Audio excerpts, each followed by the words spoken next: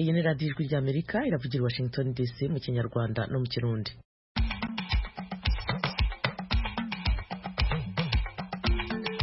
Ndabasuhuje mwese, ndi Eugenie Mukankusi, mbahaye ikaze kuri radiyo yanyu.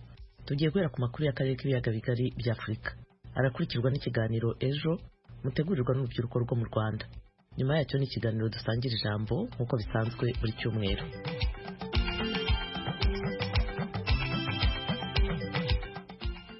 Leta y'u Burundi mu itangazo yasohoye kuri wa gatandatu imenyesha ko abicanyi baraye bahekuye igihugu bakica abantu 20 n'abandi 9 bakomeretse. Umutwe wa Red Tabara urwanya leta y'u Burundi uremeza ko ari wagabye iki gitero. Inkuru y'umunyamakuru Desire Hatungimana hari Kigali mu Rwanda. Mwijoro ryo kwa gatanu rishira kwa gatandatu ivugizo muri zone Gatumba mu ntara ya Bujumbura mu burengero bw'u Burundi mu masaha ya 4 y'ijoro ingo 9 zaratewe n'abantu bitwaje ibigwanisho. Umunyamabanga wa leta y'u Burundi akaba n'umuvugizi wa leta Jerome Niyonzima yamenyesheje abarundi n'amakungu ko ico gitero cakozwe n'umuhari w'iterabwoba atakindi urota ataruguhekura abarundi. Yagiriye ko atanga ibitigiri by'abahaguye n'abahakomerekeye. Muri ico gitero kigayitse abantu 200 barishwe bunyamaswa bakaba bagwiriyemwo aba bakurikira: abana 12 harimo 5 batari bwashikana imyaka 5, abakenyezi 3 harimo 2 bari bibungenze, abagabo 5 bakuze harimo umwe mu bapolisi bari baje gutabara. Abantu 9 bakomerekeye muri ubwo bwicanyi butagira izina baranyarukanye kwa muganga, amagara yabo akaba atabangamiwe cyane. Umuhari Red Tabara urwanya leta y'u Burundi uremanga ko ari wakoze ico gitero cabereye ahivugizo. Patrick Nahimana avugira uwo muhari wahisemo gufata ibigwanisho ngo ugondoze leta y'u Burundi iganira batavuga rumwe nkuko yabimenyesheje ijwi rya Amerika ngo kubona babita umuhari w'iterabwoba ngo nta gitangaza kirimwo. Uko leta twita leta n'umwansi duhanganye nawo atwita amazina atandukanye. Aratwita twita abana b'igihugu, aratwita twita abicanyi, aratwita twita abantu b'iterabwoba. Ivyo nitwe bihagarara ko cane uko leta y'u Burundi ya CNDD-FDD igira imvugo nyinshi. Umuvugizi wa Red Tabara amenyesha ko ivyo leta y'u Burundi ibagiriza ko bateye abasivili ari kinyoma. Ati mu ntambara abasivili bashobora kuhagwa ariko ngo umwansi wabo n'abasirikare n'abapolisi b'u Burundi bayoboka leta ya CNDD-FDD. Amenyesha ko intambara yamaze isaha irenga itari kiragwanwa n'abasivili. Twabwiye ko twafashe inko imwe mu bwoko bwa FM Kalashnikov, twafatana na karashi zo bita AK-47 zibiri n'amasasu yandi n'ibindi bikoresho. Ivyo rero turi baza tuti byari biri mu banyagihugu. Ibyo sivyo. Twebwe abo twagwanye n'abarije umutekano w'igihugu cy'u Burundi, abo tuzi basize ubuzima n'abarije umutekano 9 harimo abasirikare n'umupolisi. Ivyo kuvuga yuko ngo twisha abana n'abagore ivyo twa navyo tuzi, ivyo turabibeshuje cyane kuko intambara zabaye zari intambara zikomeye zarimo amasasu menshi n'amabombe. Byoshika akaba arimo abanyagihugu baba barasinzikariye birashoboka. Muri kino gihe c'impera y'umwaka umuvugizi wa leta y'u Burundi asaba abarundi gufatana mu nda bakabungabunga umutekano, umwansi bakamugwaniriza hamwe. Leta y'u Burundi irongeye kwemeza ko ibananya gutsimbataza amahoro n'umutekano, ikabisaba amakomite y'umutekano kurikanura kuruta na cyane cyane muri kino gihe cy'iminsi mikuru isozera umwaka mu ntumbero yo gukinga no gutuza ibikorwa by'iterabwoba atakindi biba bigamije atari gusubiza abarundi mu marira. Patrick Nahimana amenyesha ko ibitero bigiye kubandanya gushika leta igondojwe ikemera ko baganira nabo batavuga rumwe ku bibazo bihanze Burundi vyiganjemwo ikumirwa ry'abarundi batari mu mugambwe CNDD-FDD. Yamenyesheje ijwi rya Amerika ko abasirikare babo bahagaze neza mu birindiro byabo mu Burundi kandi ko biteguye kwereka leta ko atari umuhari w'iterabwoba ahubwo ko ari abarundi bashaka ineza y'igihugu. Desire Hatungimana, Kigali, ijwi rya Amerika. Igihe warigeze wezaho wakura muganga gakondo nyawe wijya kure kuzana igisubizo kirambye. Hano tuvura amarozi y'ubwoko bwose, tugaruza ibyibwe, dutanga umuti uvura inyatsi, dufite umuti uzana igikundiro, umuti wirukana ibisambo, ndetse tuvura n'amahumane. Si ibyo gusa kandi duhumanura ibibanza, dutanga ubutunzi, dutanga viza, tuvura igifu, tuvura impyiko, dutanga umuti wo guca imyeyo, ndetse dufasha abagore n'abakobwa bakunze kubura cyangwa se babuze imihango. Dutanga uruhereko, dufite umuti wo kweza umurima, turatsirika. Ikindi kandi mu gihe wibwe si ngombwa gusiragira, iyo tubikoze naho waba uri hose. Hano tubafitiye umuti mwiza cyane ku bakobwa cyangwa abadamu bacikanwe no guca imyeyo, turabafasha. Dufite n'umuti w'amavangingo bigendana, mugabo akishima ubuzima bugakomeza mukenjoyinga neza, cyane yuko urugo rw'umugore n'umugabo bubakirwa mu buriri. Vugisha Mugabe cyangwa wandikire kuri WhatsApp kuri iyi nimero 079 87 82 42 uzongere guhangayika ufite iyi nimero. Turacyari mu Burundi. Mu mujyi wa Bujumbura hari ibura ry'amakara asanzwe akoreshwa na bamwe mu baba muri uwo murwa mukuru w'ubucuruzi w'u Burundi. Impamvu nyamukuru nuko imodoka zabuze lisansi. Thierry Vedashimiye atugezaho inkuru. Ushitse muri amwe mu makaritsiye agize igisagara ca Bujumbura uhura n'abanyagihugu bafise udufuko canke utumwanya mu minwe bariko barondera amakara. Ayo nayo akoreshwa mu gutegura ibifungurwa mu miryango. Indwi hafi zibiri ziraheze amakara atakiboneka cane nk'uko abanyagihugu twayaze babitwiganiye. Baba badandaza bayo ndetse n'abaguzi basigura ko amakara yatanguye gukena igihe igitoro cari casubiye kubura mu minsi mike iheze. Abo twahuye bavuga ko usibye kuba amakara abonetse abazimvye no kuyaronka hafi ngo ntibyoroshe. Kuyaronka ntibyoroshe kuko amakara arakenye, bisaba ko umuntu arinda kuyarondera, naho yasanze yagiye usanga hari mirongo. Ni ingorane nyene kubera ko muri kino gisagara nta kindi kintu abantu bacana uretse ayo makara. Hari aho bagenda ugasanga hose haragaragara ahantu hose badandariza amakara ugasanga harera nk'amakara y'igihumbi ugasanga urayategeka nk'ibiharage, muga ubu urabona nk'aya ngurya nk'aje ashobora gutakibaragirwa bihiye. Igiciro c'amakara habonetse kigenda gihindagurika nk'uko abanyagihugu bayaze n'ijwi rya Amerika babisigura. Hari aho usanga amakara yahora ku 500 ageze ku 1000, ahandi ugasanga yagura 2000 ageze ku 6000 by'amarundi, ubundi ejo usubiyeyo ugasanga byahindutse. Amakara muri iki gihe amakara arazimvye cyane. Muri iki gihe akadobo gashobora kugurwa hagati y'ibihumbi 4 n'ibihumbi 6 bivanye naho yasanze. Imifuko y'amakara irazimvye cyane kuko ubu umufuko uri hagati y'75 n'ibihumbi 80. Tubajije bamwe mu badandaza ayo makara impamvu ico kidandazwa cakenye, bishura ko nabo babibona uko, ariko bagasigura ko vyoba byavuye ahanini ku bukene bw'igitoro bwasubiye kwibonekeza mu gihugu muri iyi minsi. Harakubwira ati ubwo byaturonke kugira dukena amakara uharure n'igitoro kirimwo kuko byari mu minsi nuko biru ubu rero umuntu yovuga kari cyane byahegereye no mu minsi cyo kimwe. Abo bakoresha amakara mu guteka bemeza ko gutegura ibifungurwa bigoye muri iyi minsi kuko bashobora no kuburara kandi bafise ibyo bateka. Nko ku munsi w'ejo uheze benshi barashoboye kuba baburara ubusa kubera ko baragiye kurondera amakara barayabura. Ku bafise amikoro nabo kugira ngo bace bahita mu kurira mu maresitora ce bakagura agatumbura n'ibindi nyene nkuko. Ejo naragiye mu Nyakabiga ndaja mu Byiza, ejo nenda ndatembera nta kana nabijya bihari aho kumutanga afite baje mu Nyakabiga bakayabura. Ikindi abo banyagihugu bavuga ko gishobora kuba kiri mu byateye ibura ry'amakara mu gisagara ca Bujumbura n'imvura nyinshi imaze imisi igwa, banye n'amamodoka bagatinya ko zonyerera zipakiye amakara zikahononekarira. Nk'ubu biswe cyo bayakora mu misozi usanga bayakora mu ishamba, ushobora kuba vangaha ko kwinjira he ko kwinjira mu jaza abari hirya kujya gafata nko mu kirembe ari mu ishamba. Rero imvura imaze imisi igwa nta kuntu imodoka ishikaye yatorayo. Rero ico gituma baca bagira ati rero barinze uwinze umusanga uwo ngaha begereye amabarabara bayaturi agucirago. Umushikiranganje mu byejeje harimo ubudandaji Marie Chantal Nijimbere aremeza ko ibura ry'igitoro mu Burundi riharangwa, ariko akizeza abanyagihugu ko hari igitoro caranguwe kikiri mu nzira, ariko ntiyatangaje uko kingana. Haribonekeza muri no minsi ikena ry'igitoro ko musanze mubizi igitoro tukigura mu masoko mpuzamakungu atari na hafi, akenshi ugasanga no kugishikana hano mu gihugu cacu Burundi hari igihe bifata umwanya.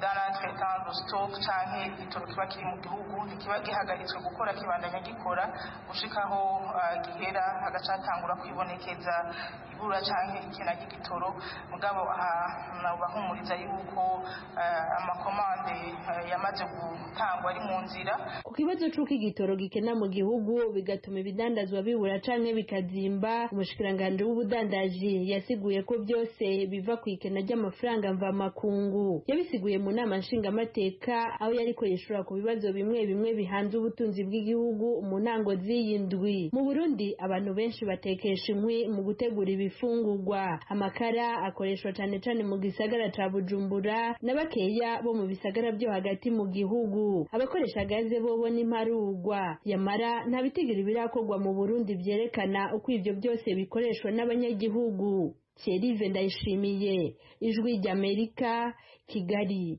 Radio Ijwi ry'Amerika ivugira i Washington DC mu Kinyarwanda no mu Kirundi.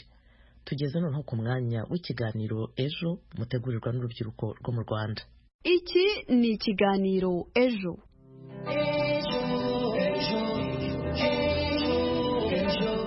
Ibi byiza kuri mwese mutajya mwiganyiza urushinge rwa radiyo zanyu mugatega amatwi gahunda zose za radiyo Ijwi ry'Amerika yumvikanira ku murongo w'104.3 FM. Bizera aho muhereye hose mu bice bitandukanye by'isi mukomeje kugubwa neza. Nibisanzwe rero njye muri kumva kuri mikro ndikaremera Patrick mbahaye ikaze. Ubundi ikirema muntu kibayeho mu buzima bwo gukunda icyubahiro no gushimwa, cyangwa se twavuga ko nta muntu wawifuza ko yavugwa nabi cyangwa se hari icyasha cyamugaragaraho. Nubwo nta muntu wifuza gukora nabi, gusa rimwe na rimwe hari igihe umuntu yisanga yatamye akarenga ku mategeko agakora ibinyuranyije nayo. Urugero twavuga ni nko guhotera, kwiba, kwica ndetse n'ibindi. Aha wakwibaza uti ese birashoboka ko umuntu wakoze icyaha runaka akabihanirwa n'amategeko yahanagurwaho ubusembwa? Ubusanzwe kuba umuntu yarakatiwe ibihano n'inkiko, cyane cyane igifungo kingana n'amezi cyangwa se kirenze amezi 6, hari uburenganzira butandukanye bimwambura. Muri ubwo burenganzira bimwambura rero twavuga nko kuba uwo muntu adashobora kwiyamamariza kuba perezida wa repubulika, kuba umukozi wa leta, ikirenzeho kandi uyu muntu ntanashobora gutorwa mu matora y'inzego z'ibanze, kuko itegeko ngenga rigenga amatora rivuga ko umuntu utari inyangamugayo atemerewe gutorwa. Kandi nk'uko tubibona mu gisobanuro cy'ijambo inyangamugayo, iri tegeko rivuga ko wakatiwe igifungo kingana cyangwa kirenze amezi 6 adashobora gufatwa nk'inyangamugayo. Ndetse kandi hari n'ubundi burenganzira uyu muntu wakatiwe igifungo kirenze amezi 6 atakaza tutabasha kurondora. Birumvikana ko ubusembwa bwo kuba umuntu yarakatiwe ibihano n'inkiko butuma hari uburenganzira bwinshi butandukanye atakaza. Nyamara ariko abantu benshi ntibazi ko amategeko y'u Rwanda yemera ko ubusembwa burya bushobora guhanagurwa cyangwa se gukurwaho. Ese waba waribajije niba mu Rwanda hari amategeko yemerera umuntu kuba yakurwaho ubusembwa, cyangwa se ukaba waribaje inzira cyangwa se n'icyo bisaba kugira ngo bukurweho? Nibisanzwe rero njye muri kumva kuri mikro ndikaremera Patrick mbahaye ikaze. Reka nkubwire kuri kiri kiganiro ejo kuri radiyo Ijwi ry'Amerika ni ku 104.3 FM.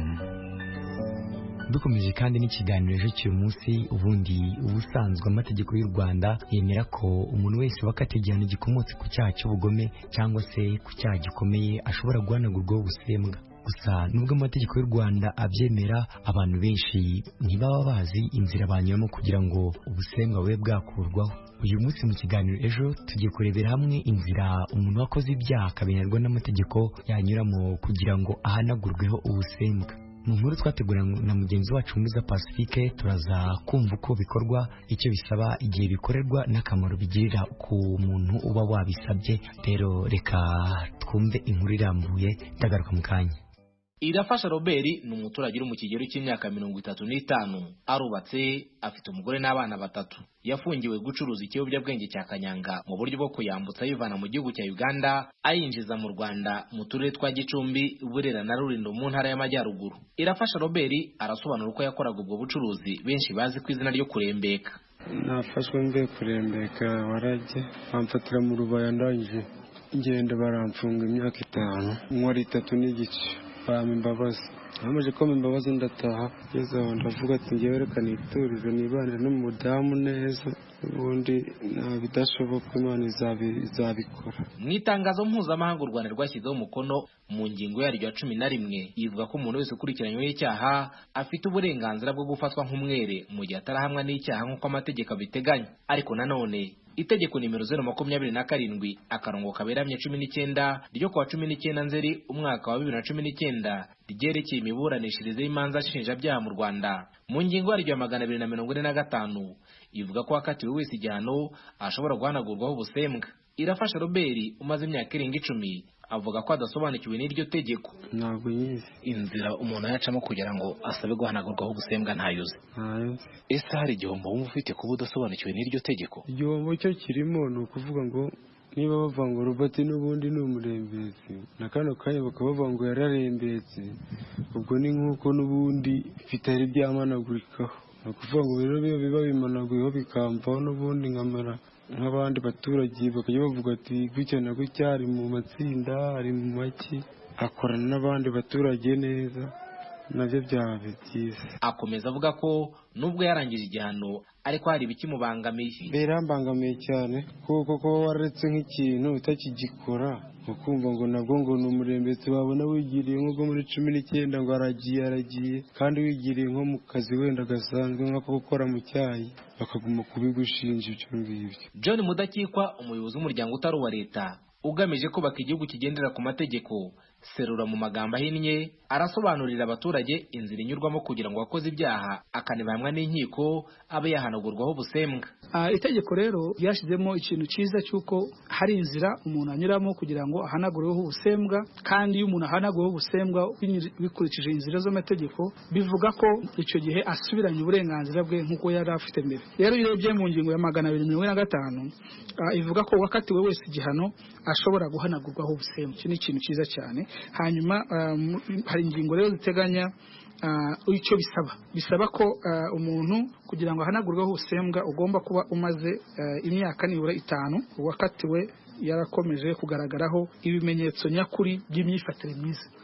Iyo wakatiwe gasavinga igihano cyawe kirangiza cyangwa se ukaba warafunga by'agateganyo, bavuga ko bisaba ko umaze nibura imyaka 5 kandi ugaragaraho imyitwarire bita ngo ni igaragaza ibimenyetso nyakuri by'imyifatire myiza. Ni ukuvuga ngo nta bindi byaha cyangwa se ibikorwa by'urugomo ugomba kuba bikurangaho. Icyo gihe rero banavuga ko iyo wamaze hari ibyaha wongeye gukora cyangwa se isubiracyaha, icyo gihe birumvikana ko bongera imyaka ikajya kuri 5 ikajya kuri 10 kugira ngo ushobore kuba wasaba ko wahanagurwaho ubusembwa. Ibyo rero uko bikorwa nuko umuntu wese wifuza gusaba ko yahanagurwaho ubusembwa wuje ibisabwa, icyo agomba gukora nuko yandikira perezida w'urukiko rukuru yari umusivili cyangwa se urukiko rukuru rwa gisirikare yari umusirikare kugira ngo ahanagurweho ubusembwa. Muri ubwo busabe agomba kugaragaza itariki nyayo y'imikirize y'urubanza rwe, ahantu hose wakatiwe yabaye kuva afunguwe. Ibyo hari cyane cyane bashaka kureba ngo bakurikirane discipline ye, cyane cyane ko twarebye ko baza kureba imyifatire yawe niba yari myiza. Hanyuma urukiko rero urwandikiye ruhita rwohereza dosiye yawe ubushinjacyaha bukuru cyangwa se ubushinjacyaha bukuru bwa gisirikare mu gihe ari umusirikare kugira ngo butange bugira icyo bivuga kuri ubwo busabe. Ahanini ubushinjacyaha buba bushaka kureba kurikirana niba nta bindi byaha cyangwa se izindi ngeso mbi ushaka ko warakurikiranyweho. Hanyuma ubushinjacyaha buba bufite iminsi 30 ntarengwa kugira ngo babe batanze igisubizo kuri ubwo busabe bw'urukiko rukuru. Icyo gihe bamaze kubona igisubizo cy'ubushinjacyaha bukuru, urukiko rukuru cyangwa se urukiko rwa gisirikare rukuru bahamagaza uwabisabye nawe akisobanura.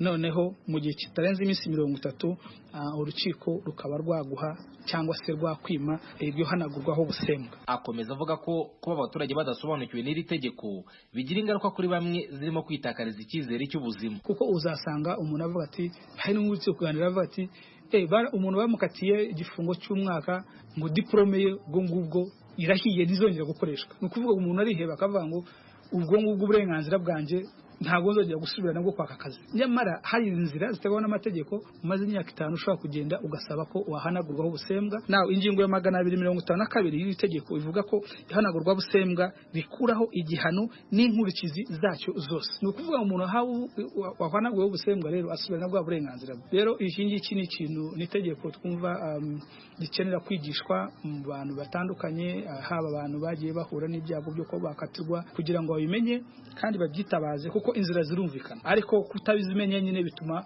abantu benshi batazigana kugira ngo basabe ko bahanaguraho ubusembwa, ugasanga akomeje kuba ari aho ngaho yaravukira. Murabizi ko hari ibihano nyine ko nabibabwiye bitandukanye bituma bivutsa umuntu uburenganzira bwe, haba kwiyamamaza cyangwa se mu myanya y'ubuyobozi, ugasanga baravuga ati ufite imiziro ntabwo ushaka kwiyamamaza, haba imirimo runaka bakaba ntabwo ushaka kuyijyamo kubera ko wakatiwe igihano kireza amezi 6. Ibi rero nibyo ni ngombwa ko byashishikarizwa abaturage bose kugira ngo babimenye bagane izi nzira. Ni ibintu byoroshye, ni ukwandikira ko twabibonye, ukwandikira perezida w'urukiko rukuru cyangwa se niba uri umusirikare cyangwa arahoza n'umusirikare ukandikira perezida w'urukiko rukuru rwa gisirikare. Inzira zirumvikana, barabisuzuma mu bushishozi kandi mu gihe kitarambiranye cyane. Twabonye ko urebye umezi 2 nta kindi kijemo ushobora kuba wahanaguyeho ubwo busembwa babikwemereye. Ese wa muntu koko basabye kuzagaragaza ibimenyetso bifatika bigaragaza imyitwarire myiza, ubundi ibimenyetso bifatika bashatse kuvuga ni nk'ibihe? Icyumvikana ni uko kugira ngo umuntu ahanagurweho ubusembwa birumvikana ko bisaba ko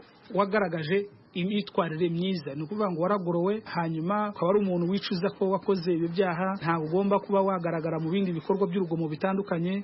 Birumvikana ko inzego z'ibanze habaho icyo nakwita nko guperereza kureba imyitwarire yawe hanze muri sosiyete imeze gute. Hano kiba gikenewe no kugira ngo bahanagureho ubusembwa umuntu koko wagororotse, bagoroye kandi akaba yariyemeje gusubira mu nzira nziza ku buryo atagomba kurangwaho ibindi byaha. Nubwo hari icyo amategeko y'u Rwanda afasha kuba hamwe n'icyaha, iyo wahanaguweho ubusembwa yitwaye nabi akongera kugwa mu cyaha gihanishwa igifungo kingana cyangwa kirenga imyaka 5 kandi akagikora hatarashira nibura imyaka 5 ahawe hanagura busembwa, icyo gihe hanagura busembwa yahawe rikurwaho. Igihe hanagura busembwa rikuweho rifatwa nkaho ritigeze ribaho. Nkurunziza Pacifique kubw'ikiganiro Ejo.